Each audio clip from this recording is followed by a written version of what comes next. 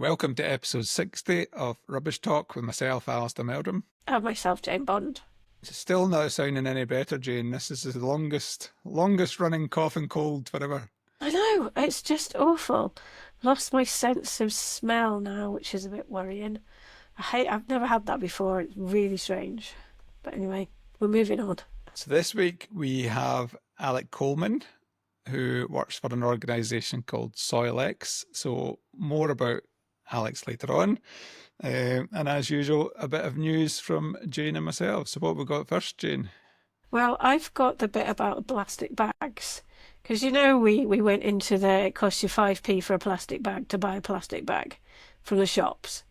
And I've had the one ever since. Absolutely. So everybody stopped buying their plastic bags and they bought their bags for life. And we've got all of these bags that we take with us most of the time.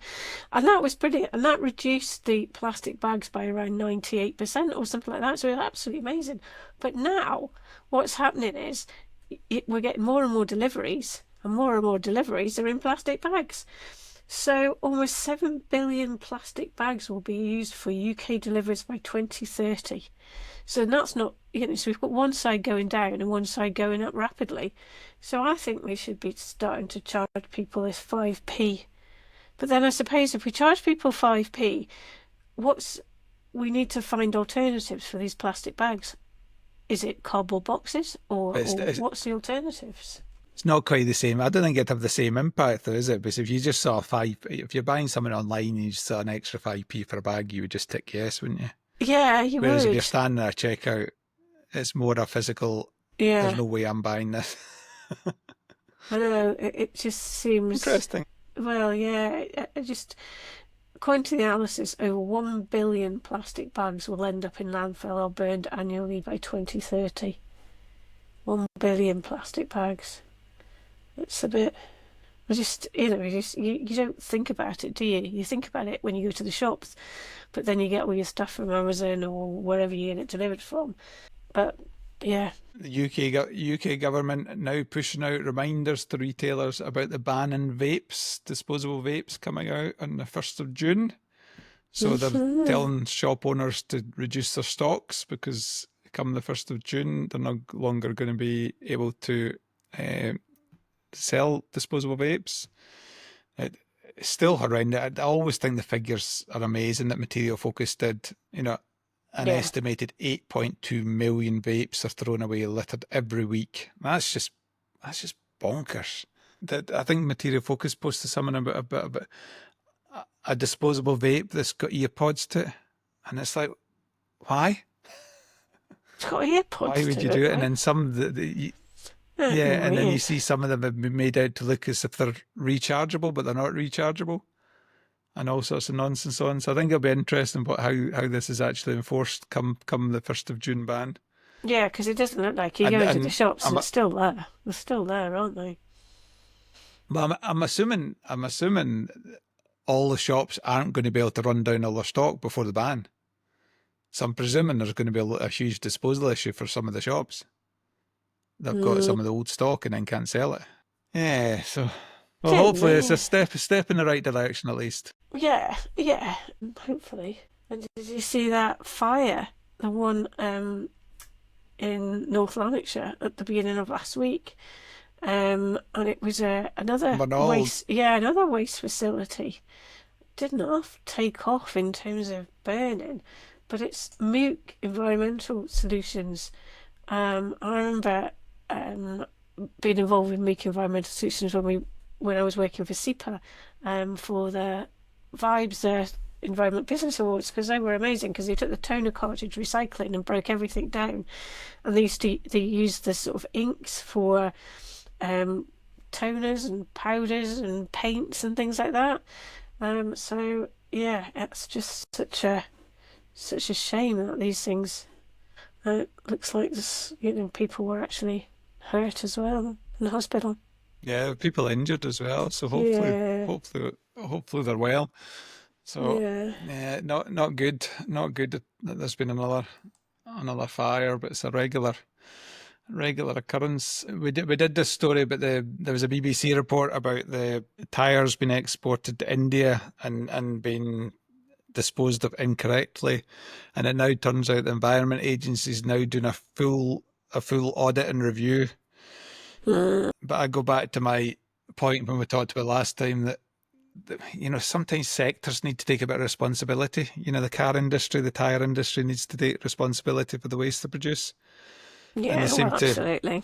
just try to offload that all the time. So Yeah. it'll be interesting what comes out of the review. Yeah, because there's another thing. Actually, it was talking about number of car makers and two industry groups have been fined a combined total of nearly £78 million for withholding information about vehicle recycling. So apparently they withheld information from customers regarding the amount of their cars that could actually be recycled.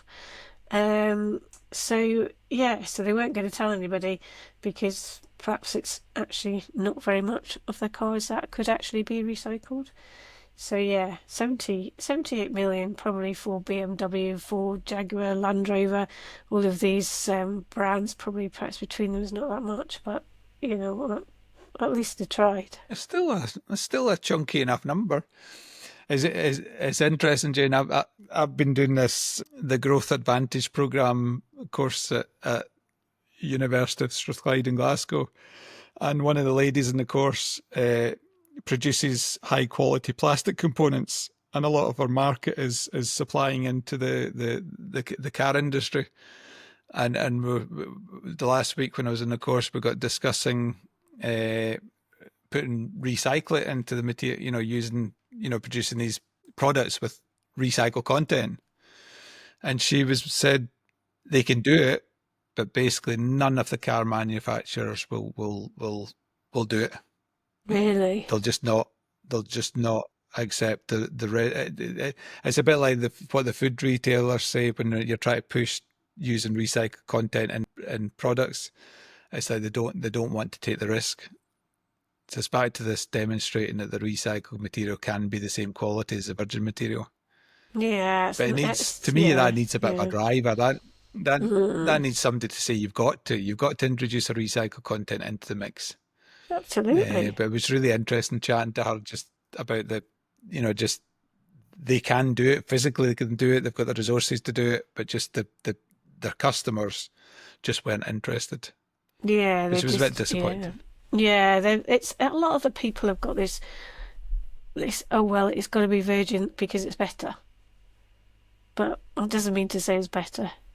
Could be as good as. Oh my goodness, we are doom and gloom. Well, at least we've got a vape ban coming in, and we've got car manufacturers being fined for not doing what they should. So maybe it's not that. Okay, it's not that bad. It's just And if you remember probably around Christmas time, I can't remember which episode time, we talked about the Limbs in the Loch documentary that was produced by the BBC, which was an awful case about murder. Yes. I happened to meet the producer last week about that. And really? So by chance, I had a meeting with John, and it turned out, as we were discussing, he said, "Oh, did you realise I produced that programme?" Wow, that's pretty amazing. There you go. So did you tell him we talked all about it in our podcast? I told them we talked all about it, and I also told them I ran the landfill site, the thingy, and we did have a bit of a off the record conversation about some of the things he knew about it and some of the things I knew about it that weren't really in the public domain. That could have been interesting, fly the wall conversation there, Alistair. Bit of juicy gossip there. So, and then the other one that's reared its head was we talked recently about Toxic Town. Which was the documentary about Corby, and I was doing professional interviews for the Chartered Institute of Waste Management for a candidate called Richard Boating, and it turns out him and his wife lived in Corby, lived in the main road where these trucks were going by every day, and had kids born during that same period, but fortunately both his kids were well. Oh, wow. Oh, that's so fortunate. He was, I think he dodged a bullet there, and so it was quite interesting talking to him about it, and just the how close to the bone it was. Yeah, So there you gosh, go. you've been busy talking to all of these people. All these producers, eh? Yeah. Just the usual. Get in touch with us. Suggest future guests for us. We always like a good suggestion. And we're on And TikTok as well. Yes. if you like seeing Jane on TikTok, then give us a wee shout out. And I know some people do. And are you going to remember the email address this time, Jane? I Put you am in the spot here. hello@rubbishtalk.co.uk. I remembered it this time. That was Jane's test Good. for I the know. Jane's test for the week. So this week we are talking to Alex Collman, and Alex is the founder and managing director of an organisation called SoilEx. So he does a lot of work with effectively contaminated soil, disposal of soil, treatment of soil, and so on. So I had a fascinating chat with Alec and in terms of all the things he does and all the things his organisation does. So over to myself, Jane, and Alex. So, hi, Alex. Welcome to Rubbish Talk. How are you today? Yep, I'm good. Looking forward to it. Nice to Good. see you, Alex. You too, Alistair. We've got a lot of questions for you, so we're going to start with the first easy question. It's a bit like an interview, this, Alex. So, can you tell us who you currently work for and a bit of background about the organisation? What do you do and what does your organisation do? Yeah, so I work for SoilEx Environmental. We work within the construction, demolition, waste sector predominantly, providing three, key services, which are consultancy, so telling clients, waste producers, ground workers, construction companies, essentially what they can, what they can't do with their waste, how to be compliant, how to manage it effectively. Testing, so we'll go out, take samples, put it into a lab, essentially help people classify their waste or determine whether it can be reused. And we broker waste as well, so up and down the country, whether it be recyclable soils, contaminated soils, whatever it might be, we'll broker it for our clients as well. So we might offer clients all three of those services, or we might offer them one, depending on what their needs are or what their current supply chain is missing. Yeah, I guess it's a bit of a challenge sometimes telling construction people what to do with their waste soils. Um, Nobody yeah, likes waste soils or having to get rid of it expensively, do they? they don't. I mean, that's it, isn't it? It's like the muck away, as everyone likes to call it in our industry, is a necessary evil. I.e., everyone wants a hole in the ground, and it's how cost effectively can you make that hole in the ground? You don't end up with anything better or worse by doing it. So it is always price driven. But I think in my time in the industry, which is probably about 20 years now, I've seen a real drastic shift change in people understanding that they need to do it compliantly. I remember when I did start 20 odd years ago, it looks clean, mate. And because it looked clean, mate, or didn't smell, or wasn't glowing, it was clean. And I can't remember. I remember being used to get faxes in our old office of some soil reports, and they'd come through, and there'd be dozens and reams of pages, and half the numbers you couldn't make out. And no one knew how to read them. No one knew how to send them on. So everyone just would say, well, it's, as long as we can get someone to take it as clean, it'll go as clean. It was going on a grab lorry. You didn't have to test it. That was the rule, or what everyone thought was the rule. If it was under 10 loads, no one would have to test it. It was just always going to be inert. So I do think things have changed massively in my time in the industry, and I think it's kind of why I set the business up 5 or 6 years ago, really, was because whilst they have changed, you don't see the competencies within the waste producers, i.e. the construction companies, changing. I think there's very, very few that we've ever dealt with that have that internal competency to understand what they should be doing, what they can do, what they can't do, which is why you see so much non-compliance when you really delve into it. Yeah, I think that's true, isn't it? And I think, one of the big fly tipping incidents and the biggest issues with illegal landfill sites tends to be from soils because, it's just a soil, mate, like you say, Yeah, it yeah, doesn't glow, it'll be fine. No yeah. worries. Yeah, there's Yeah. one that's just closed down recently, isn't there? Is it Wolsey landfill? Which Uh-huh. got shut down. We found out yesterday actually that it's essentially the Environment Agency have handed it back to the Crown Estate, apparently. and it's just their problem now to deal with, and it's just got historically been tipped with all sorts, and it smells, and the residents aren't happy, and that's an operator going on for years, just taking anything they can take to make a few quid, not worrying about the onward liability, not worrying about the environment, not worrying about compliance, and we still see it. We still see it a lot. Ultimately, if it became a fair game and became a compliant game, I think our business would quadruple overnight, probably more, because we know how to be compliant, and we are compliant, which often makes us anti-competitive, which is one of the frustrations. I think that's always the case, isn't it? It's just really just the frustrating side of it is when you're trying to do things right, and the guy down the road is just taking stuff in the back of his truck. I remember, it is a loads better than it was, but you just remember inert landfill sites. There was never an inert landfill site, It was always like, builder's rubble plus his breakfast and his lunch and all sorts of other stuff in there as well. But so it's certainly changed. It's changed and it's changing, and I hope that things like mandatory digital waste tracking, which I know hasn't come in, might come in. I hope will at least make people think differently. Now, in our world where we're moving mass volume, a construction site might move 1,000 lorry loads. And if every single time that you have to move a lorry load, you're creating a digital fingerprint for it. And then there's the enforcement officers deciding where they're going to spend their time.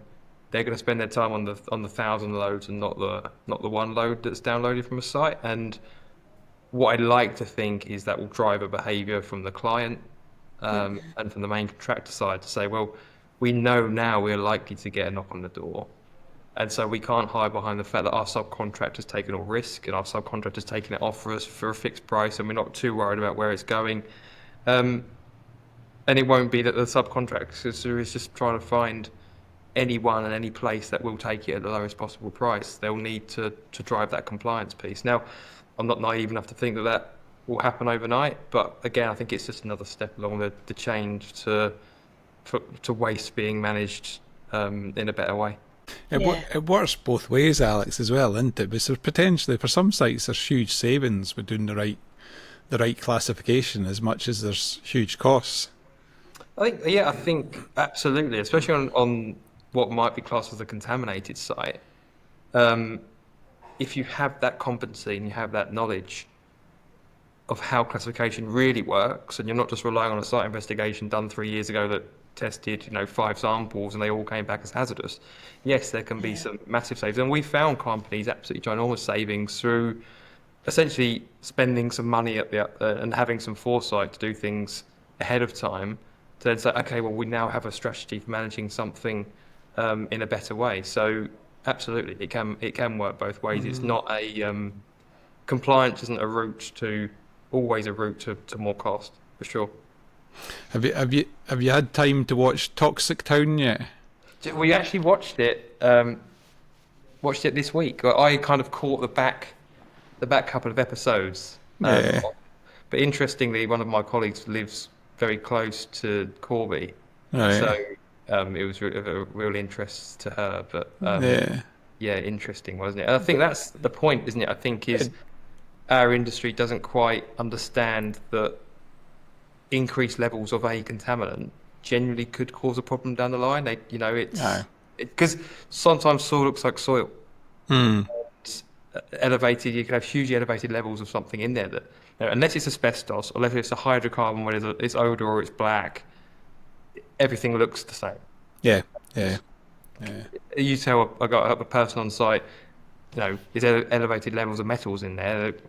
That's clean to me. So what sort of thing is their view, isn't it? But it just shows you. I think that just gives you that Toxic Town story gives you a real example of how real long-term life effects from not managing waste properly. Yeah. And that was in the public, but you've got a similar level of effect of if you deal with stuff locally, and you potentially for the staff working on the site. Yeah. So Yeah, I think it was good. I've watched all 4 episodes there, and quite enjoyed the story as well as the the way they produced it, as well as the actual the waste knowledge bit, if you like. Yeah, it's interesting when you're in the industry and then you hear the terminology of how it's written. Yeah. It probably means more to us maybe than others, and you can also see how they're possibly using terminology that might appeal to the masses, but isn't necessarily relevant to what we hear every day. Yeah, I just thought it was fascinating the way they were trying to work out the pathway that caused, so they're seeing these birth defects, and then they're sort of, what is the pathway? Is it eating the food? Is it drinking the water? Is it? And it turned out to be airborne. Yes. It took them a while to get to that stage, which I can imagine the work and effort to actually get somebody to actually look at the data and work out that was the actual pathway. So yeah, I'm quite Particularly fascinated. if it comes through in facts, like Alex was saying. Yeah. Well, you can. Well, I suppose exactly. It was very much. You looked at. It reminded me. It was all the old cars and the old Capris and stuff like this. So it was. It was definitely that day. Definitely the facts. Yes. The chief exec of the council was sitting at this big huge desktop with a big huge screen and stuff, and you just think, yeah, the comms in these days were probably not that good. So Yeah. anyway, just before we go into that, what brought you into the world of waste management now, Alex? Or do you view yourself as being in the construction sector or the waste management sector? I would view myself as being in both, I think. When I first came into the industry, it was through a kind of a friend of a friend. I'm going back now over 20 years, where they essentially needed an internal sales coordinator. So they worked for GRS, so the big national broker of aggregate, did some waste at the time, but again, going back then, waste was just, everything was clean and predominantly an aggregate broker.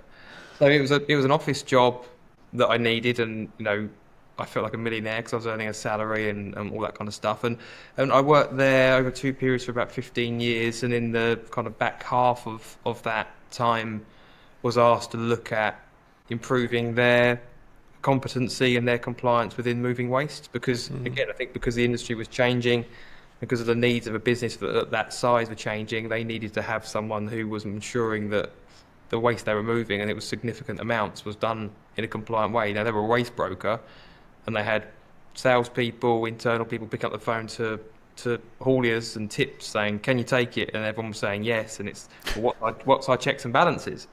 So I kind of stumbled through a career, and I think probably because I was the only one, or one of the only ones, that would get an inquiry when it was via email that time, and actually open up the soil report, ask the questions, try and understand it through our supply chain, through tips, through compliance people at tips. And so I did have an interest in it. I naturally was curious, and then spent 6-7 years developing that side of the business. I think what happened was, it was a compliance role, but through the knowledge that I gained, it became very commercial, because you could sit in a room and you would know more than most of the competitors, because you could talk about contamination, you could talk about testing, you could talk about legislation, guidance, and all that kind of thing. And then I think through that role was when I realised that there was a real, I guess, gap in the market, or a real lack of places for contractors to go just to get simple, competent advice. It seems like in our industry, and still to this day, it seems like there's waste brokers or hauliers who might run waste operations, and then there's consultants who produce site investigations, do testing, and there's very little that sits in between those two types of businesses that can provide the practical advice that you need when you're operating a site, can convey it in a simple, easy to understand way, but also facilitate competent waste movement. And that's why 5-6 years ago, I decided to kind of branch out on my own and start SoilEx, is because previously we were just a waste broker. So the only thing we would really do is broker waste. So it wasn't our interest to find savings for people. It wasn't in our interest to promote reduction of waste or alternative ideas. It was purely, here's an inquiry, we want to move the waste, here's the price for the waste. And it's like, well, you could do this and this, but it wasn't in the company's interest to do so. So you wouldn't suggest it. So I saw a bit of a gap in the market, and the original plan was one-man band, lifestyle consultancy style business. Just working with a few contractors and helping them save some money or win some extra work or whatever. And unfortunately, that's not gone quite to plan. And look at you now. How many staff are you supporting? No, they're supporting me predominantly. 15 now. It's enough. That's pretty much the same as us. That's pretty much the same as us. It's interesting your background, because it's actually it's not similar to ourselves, but we're coming at this from the same angle, that a lot of our staff when I started out were former waste operators and former landfill operators. So we're coming from the background of, this is what we'll accept at the site. And then we get involved in the construction side, and it was, as you say, the site investigations and so on, and you're looking at them thinking, they're not actually very good for classifying waste. There's a gap here, and the main contractor says, "Oh, we spent a fortune in this site investigation," and it was like, well, it's not actually telling us what we need. and they generally get quite upset when you actually tell them that, because they've spent quite a lot of money in their site investigation. So, I think there's still a journey there to be done with it. I think it's the main contractors. Up for, do they? When it comes to site investigations, and often these are done 2 years. There's a planning requirement. They're 2-3 years before the project's even designed. Yeah. So who knows how much waste is being generated, from where, from what depths, how. And so at a site investigation, I think the ones that frustrate me are the ones that try and tag on a bit of waste classification, almost as a bit of an afterthought, or it seems like it's just, whether it's a way of charging an extra fee, or whether it's just because someone's asked, chuck a couple of whack tests in there, or whatever it might be. But it's, understand what the purpose of it is, stick to that purpose, because actually a little information is dangerous. And ultimately, actually, I think from that business perspective, makes it look quite poor. I think one thing that we've all come from a waste brokering or waste management background. So very few people in our business have come from, I guess, a chemistry or an environmentalist background. So we're self-taught, or we're taught through training. I think we've got a very, very couple of really, really key skill sets. One is we know what we don't know. I think we're very good at that. And we have external people that support our business when it gets very complex to deliver that on our behalf. Yep. Yeah. But what we do is we make sure we take what they deliver to us, which can be very, very complicated, and we still deliver it to the client in the SoilEx way, which is an understandable, clear way. And we don't tend to stray away from what we actually know. So if someone comes to us and says, "Can you produce this type of," it was like, it's not our skill set. Yep. We either can subcontract it. If you still want to go through SoilEx, that's fine. It's going to be delivered by somebody else, or we can make a referral.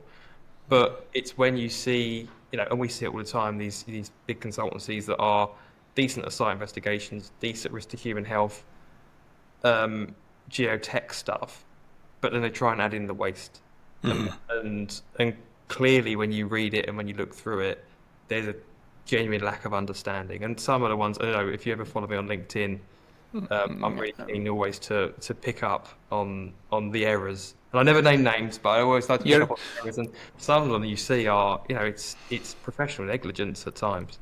Yeah, you're very active in LinkedIn. I think that's how I first noticed you, actually. So I think that's what, after commenting a few of your posts or whatever, I think I connected with you and reached out to you. And the stuff you're posting is perfectly valid, and there is definitely I know I've had discussions with the regulator up in Scotland and say SEPA about that lack of knowledge within the main construction companies, and they do tend to push it down the supply chain, and the ground workers should know this, and the reality is the main contractor's putting a lot of pressure on the groundwork contractor, and they know that. Yeah. I personally think a lot could be solved by the Environment Agency, SEPA, doing a bit of work with these main contractors, in terms of compliance and making them, really just basic duty of care requirements to a certain extent. I think sometimes it's how contracts are awarded. I mean, that's one of the terms that we hear a huge amount, especially from ground workers, is we're being asked to take on the risk. Yeah. So a main contractor will provide them with a site investigation, which may or may not be any good, and they'll say to them, price this job, but essentially in the ground you have to take on the risk, which drives behaviour in a world where margins are tight, that only if there is a problem, it drives incompetent or non-competent behaviour. Yeah. Because if a ground worker who, they might turn over 50 million quid and be lucky to make £1 million because margins are so tight, they find a £500,000 problem in the ground. What behaviour is that, how that contract is awarded, driving? And I remember speaking, I did a lunch and learn for a tier one and I asked them about their stance on it. And they said, well, we need to remove the risk from a commercial perspective. We want to fix the price. I said, we do realise it doesn't remove that because ultimately if there is a problem and it's mismanaged, it's going to come up the chain. Yep. And it's not removing the commercial risk because your commercial risk might be that you ultimately get hit with the fine. You ultimately have that tarnish on your record, which means you might not be able to bid for future work. So yes, you might save a quid in the short term. And I think the problem is that very, very rarely is the mismanagement caught. So there's no incentive for them to change that way. Over time, that would change, I'm sure. Yeah. Okay. So moving on, any favourite roles through your career? Any bits where you think, oh, I'd love to be doing that again, or you're quite happy where you are? Very happy where I am. Most days. Yeah. No, I think I love my business. I love the people that work for us. I think if I look at my skill sets, it's probably not running a business. I think being an MD is tough. My brain doesn't work in the right way, I don't think, for it. But I'm a good ideas person. I'm a good innovator. I'm good commercially. I'm good talking to clients. I'm not great. Ironically, for the role and the job I ended up doing, I'm not very good at detail. Which is ironic. I think I forced myself in the day to be good at detail, and as we've expanded and I've got people to do that, I don't know, but it's subconsciously pushed myself away from doing the detail. But I think what we're doing in the industry, how SoilEx is now perceived in the industry, and some of the clients that are now trying to work with us, I think I'm quite proud of that, and that's not proud of myself, but it's proud of the team, the people we've got. They're a brilliant team and do make it a lot easier for me. Mm-hmm. I think looking from afar in terms of we've not worked with yourself as such. My contact with yourself is through your LinkedIn profile and so on. I would if I was doing work down your area with contaminated land, I'd be I think fairly sure I'd be chapping the door to say, look, we're needing help with this X, Y, and Z. Yeah. I think you've got that sort of profile out there in the market, and my view of these things is the cream always rises to the top eventually. You might struggle with the less scrupulous operators, but at the end of the day, Yeah, I think that's what we've learned. I think it's to choose our clients. As I choose our clients, is to take on the clients wisely. Very, very quickly, I think I'd figure out whether a project or a client is going to be a good fit for us and we're going to be a good fit for them. Yep. You can probably tell that often in the first conversation of what they're trying to achieve. And I remember once asking a commercial director rang me talking about a project. It's a contaminated project, and I asked the question, what's most important? Is it the compliance or the commercial? And didn't take a split second for him to say commercial. Now I get that, and we are a commercial business, that's how we work, but the fact that realistically in that answer, and then onwardly in the conversation was basically saying they need to get it done at the right price, kind of regardless. As you think, well, we're not going to help you. No. We're going to probably point out the things that are an issue, and we're probably going to tell you how to deal with them properly. And whilst we will be cost effective at dealing with them properly, there's always a more cost effective way. And that's not the way that we work. So, yeah. So what about, have you had any worst jobs that you've done, or disasters, or any funny moments that you've experienced throughout your career? There must be a few, I'm sure. Never any disaster, Jane. We've never had a problem. Liar. Not that you're admitting to. What about funny? I think in all seriousness, the good thing is there's no disasters that really leap out at me, which I think is a good thing. Maybe I'm just on borrowed time, but no, look, there's always problems. There's always things that happen, but never anything that's, I think, look, I wake up in a cold sweat at night thinking, oh my God, I can't help. There's been some interesting stuff. We were on a project quite recently in Belfast. I can't really name what the project was, but it was an site investigation that we that got roped into doing somehow. So we had a team over there for a week, and I think within we were incognito, blank high vis, the whole thing, and I think within 3 days there was news articles about the fact that we'd found asbestos on the site, and we hadn't told anybody, but somehow it got round because it's quite a high profile project, and a lot, in that world, lots of people talk, and it was like news article, and we were like, oh my goodness, and there's photographs, and there's our team on site, and you're like, what have we done? But it wasn't us. We hadn't alerted the newspapers, but that was quite interesting. I think it reminded me of that time. I don't know if you remember when COVID first happened, and I think it might have been Good Morning Britain filmed the construction site where everyone was walking around, no masks, no nothing, and it was like a ginormous sign of a tier 1 on there. And I think within 10 minutes, most sites in London had shut down because of the panic of what they should be doing. It reminded me of that a little bit. I just always remember the poor bus driver with everybody all masked up behind him, and the poor bus driver sitting with no mask. I don't remember that one. That was the one I remember. So, being involved in that, in the construction side, the waste management, do you think the other side of waste management, the sort of commercial domestic waste, are you sort of involved in that? Do you try and do the right thing in terms of sort of household recycling, reuse, that type of stuff? I mean, our business doesn't get involved in it at all. What about you personally?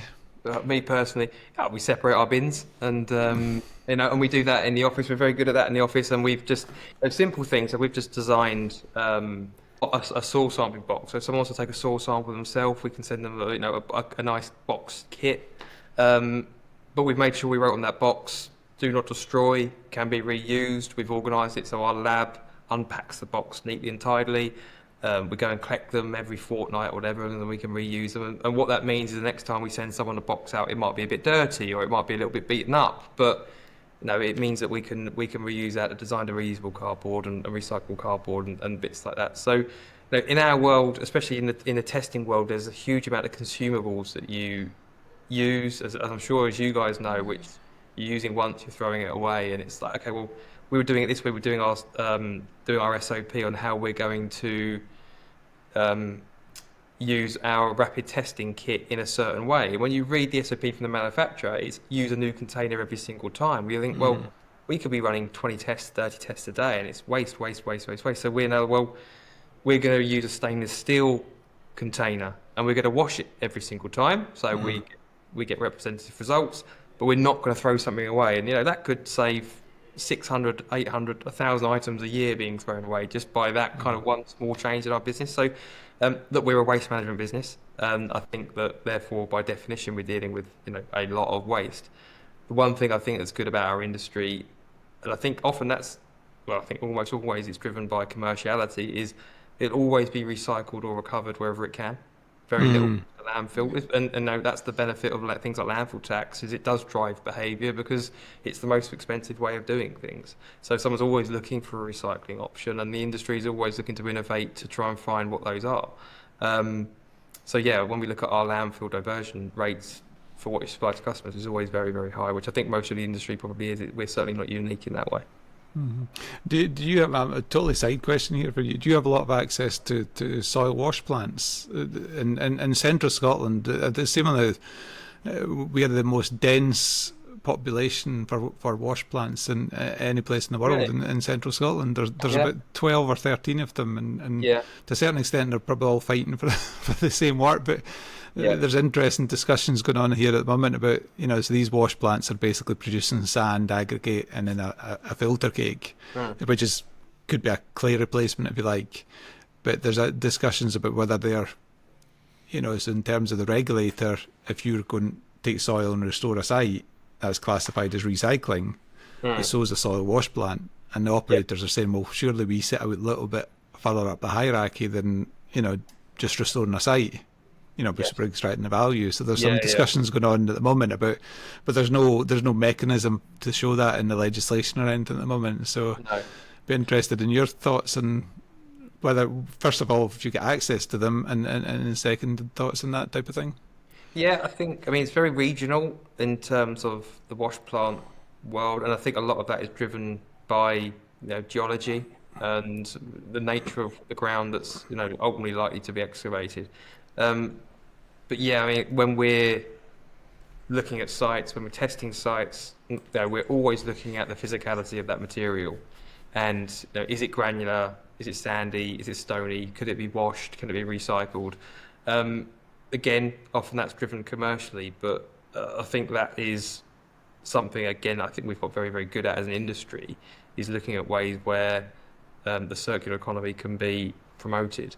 Even hazardous waste now, hazardous waste often goes through wash plants, is treated, is essentially turned largely into a non-hazardous waste where the sand and gravel is extracted and resold. And I think that we use that a lot, and even sites where it's not necessarily looking like it's great or it's particularly granular, we'll always speak with the wash plant, we'll always do a couple of trial loads that it is a bit clayey, but what can you extract from it? And even if there's an increased price, it's still more beneficial to go through that with the slightly higher onward waste element, but you're still trying to recycle something rather than put it into a hole in the ground. And I think those bits of technology are always improving. I know one of my colleagues recently looked at a bit of plant now that can process and wash trommel fines. Obviously, trommel fines is a massive waste problem for operators, but there's still some good stuff in there. Decent trommel fines, if you wash them and process them, is removing quite a lot of stuff that can be recycled and reused. And then often it's the light fractions that then go into landfill, which weigh very little, so your costs are, So I think we're always looking at what those options might be and trying to promote them. Yeah. No, good, interesting. So busy work life. How do you get away from work, and how do you relax? I don't relax. You don't relax. You run a business. You're not allowed to relax. You promoted away from work, and I never relax. You promoted yourself beyond your competence level. Yeah, exactly. Yeah. No, 2 young kids, and a dog, and a wife, and pretty much most of my time that isn't at work is spent with those. I do like golf, so I used to play a lot of golf, and as business and as family and as life took over, I play a lot less now. Still try and play every so often, but less so. But yeah, family and kids. I think my favourite hour and a half of the week is generally watching my 10-year-old play rugby. He's a really, really keen rugby union player, and Good lad. yeah, he's great. He's very slight, but he gets stuck in. Very brave, very fast. Don't know where he gets that from, because I'm certainly not. But I love going to watch. He plays for a really good team, and they're pretty successful, and they have some really, really good games. So I do like watching that. And then we've got a couple of festivals coming up where they'll be playing quite a lot of rugby. So I'm looking forward to those. Good. Sounds good. You have to get in there yourself, And I'm actually playing a full 90-minute football match this weekend. So I used to play a lot of cricket back in the day, and there's every year they do an annual under 35s for over 35s match, full size pitch, 90 minutes. So I played it for the first time last year, over 35 obviously, and I wasn't going to say anything. We weren't going to comment. No, I don't think I needed to qualify, to be honest with you. It was brutal, absolutely brutal. We got to half time, and the over 35s like, we've got to do a 2-minute turnaround, because if we wait any longer than that, we're all going to seize up and we won't be able to half. And I couldn't walk for 2 days. So so I'm doing that this weekend. But yeah, Crikey, well, good luck with that one. Glad we got you before you played I have been doing a bit of running recently, so hopefully I'll be slightly fitter than what I was last year. Oh, good for you.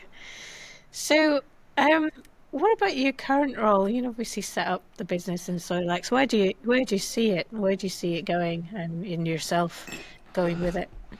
Yeah, so that's a big thing that I'm working on at the moment, is I think to try and make myself less when I say crucial, it sounds like I'm over-egging my importance of my role. I'm trying to, I guess, get myself less involved in the day-to-day.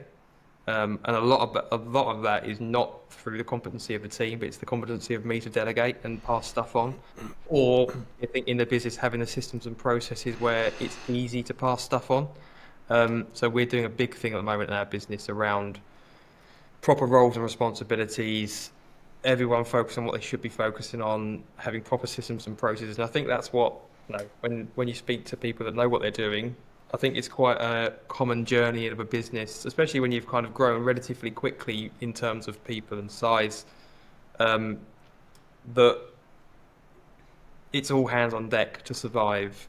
But then suddenly you're the size of a business where it shouldn't be that, but you're still doing that, and everyone's kind of mucking in, and everything takes twice as long as it should, and everyone's kind of involved, and no one's got clear defined roles. So I think my role now is just to try and manage that in our business to get it functioning in a way which is less dependent on me, and everyone's got those kind of clear roles and responsibilities so that we can kind of grow sustainably, because often as you get busier, it just means you do more work, and that's not the way it should be. It should be that the team's growing to support it and that we're planning that. So I think I'm very aware of my limitations on that. So I'm getting some good help in trying to develop that into our business. That sounds very familiar, that, Alex. Yeah, there are common themes. I was just thinking the delegation thing, I think obviously business owners have the same issues with delegating. Yeah. So, that does sound very familiar. You don't want to add anything there, Alistair, by any Not chance? at all. Nothing that I could possibly comment. No, it sounded like it could have actually come from you there instead of Alex. I think having spoken to lots and lots of business owners, I think it's not It's uncommon. I think actually the other way is quite uncommon. Because I think when you start a business, I go back 5-6 years, you're everything from the salesperson to the technical person to the admin to the marketing, and then as that grows, you bring people in, but you bring as fewer people in as possible to keep overheads low. And so you still hang on to certain stuff, or you do it your way, and it's just that point of, it's just quicker if I quickly do it than it is to pass it on. And then suddenly it's quicker to do, it's not quicker to do the 20 quick things that you end up doing because you're not passed them on. But the benefit I have is that we've got brilliant people, and actually I know passing it on means that most of the time it's done better than had I do it myself. And if I do it myself, it just causes problems. So that's makes it a little bit easier to pass stuff on. Yeah. Okay, moving away from that before we start nipping at Alistair as well. What have you got any facts you want to share from your job or your sector which you think people might be interested in or might be amazed by? Some of the facts we get are quite fascinating facts. I did look at this quite a while back in terms of, waste soils is the largest volume of waste produced in the country by weight, by some magnitude. I think construction demolition waste, 17 code waste, I guess, it's something like 3 million tons, something like that, of which 50% is soils and stones. So we are working in the world of the largest waste stream by weight in the country by some magnitude. That's our target market. all those numbers I think I looked up about 4 years ago, so they're probably all wrong. But I do know that it's a lot. It is a lot. Don't worry about it. I make up numbers in this all the time. And nobody's challenged me yet, but there'll come a time. Yeah. Of that volume, only 1% are handled compliantly. That's another made-up number. But probably not far off. There we go. So anyway, we always ask all our guests for their favourite piece of slang or dialect or expression that you've come to love through your sector. Is there anything specific? You mentioned a few at the start, like muck away and muck away. Muck away is a classic, and duty care with muck away in it, or So I think the one that we hear most frequently, which is actually I don't love at all, but I think it's one of the most relevant ones, is whack. Yeah. Which I'm sure you'll get as well. So I need whack testing, or I've had some whack testing done, and that typically means one of two things: is they've had some testing done which isn't whack testing, but they think it's whack testing, or they've only had whack testing done, which is essentially wasted, like throwing money down the drain. It's absolutely pointless. But I think, again, this comes down to, or back to, kind of our philosophy of clear and clear information and clear language. Is if you badge something as waste acceptance criteria testing, and someone has some waste, That's what they're going to do, isn't it? why on earth wouldn't you get some waste acceptance criteria testing? Because I need my waste to be accepted somewhere. But the point is, it's completely pointless. So no, I won't go into detail. I'm sure you know it, but no, for the people listening, I won't bore them. But They may not know it, so you're quite entitled to bore them if you wish. Yeah, you can. Yeah. very, very simply, you need to conduct a suite of tests which classifies your waste first, either non-hazardous or hazardous, nothing in between. And then whack testing, essentially in the main, not always, again, I try and not get too down and granular with it, is measuring leachate that can come out of that waste to figure out how it behaved in a landfill. So we go back to things like soil washing facilities or recycling, is because that is not going to landfill, you would never need to whack test it. You would just need to understand the chemistry behind it to figure out if it's hazardous or non-hazardous. Because that terminology exists in our industry of whack, and people say you need to get some whack testing, people will go to a lab and say, whack test this soil for me, and they'll get some whack tests back. And written in the guidance, it specifically says you cannot classify your waste using whack. It's essentially a complete waste of time, because that waste might never be destined for landfill, but people have gone and spent a load of money. And it's quite an expensive test. I think it's one of the most expensive tests you can conduct on soil with all the regular testing. And we probably have this conversation and try and explain it 15 times a day. Funny enough, in lockdown, I actually did produce a video. I was sitting at our old house in our kind of breakfast bar. I tried to explain it in the terminology of a tea bag, which essentially is waste classification testing is like splitting a tea bag open and figuring out what you've got inside, whereas whack testing is dipping your tea bag in the water and testing the water. Yeah. And I waffled on for 5 minutes, but it was quite, I think it got quite a lot of impressions, and people, I think, used it in training, and I still sometimes get referred back to that video today, but it's the most simple way of trying to explain what testing you need, when you need it, and what the purpose of each one is. We need the link of that video on our show notes. That's what we're needing off you. I'll find that one. You need to dig out the link. Yeah, my hair was a lot darker. And then, you might have been questioning whether I was under 35 or over 35 in that one. This is what running a business for 5 years does to you. Yeah. So maybe you've just answered the next question. In the waste world, if you had a magic wand, what would you like to use it for? If I had a magic wand, I would put in some requirement to be qualified to manage waste or be a waste broker. I think it's absolute cowboy country in terms of anyone can set up a business and anyone can go out and manage waste, and you don't need to have any qualification whatsoever. Whereas, you couldn't go and be you couldn't go be an engineer or design a building, because you would need to be chartered, all that kind of, you need to have the qualifications, but you couldn't go and be a doctor unless you've got the qualifications to do it.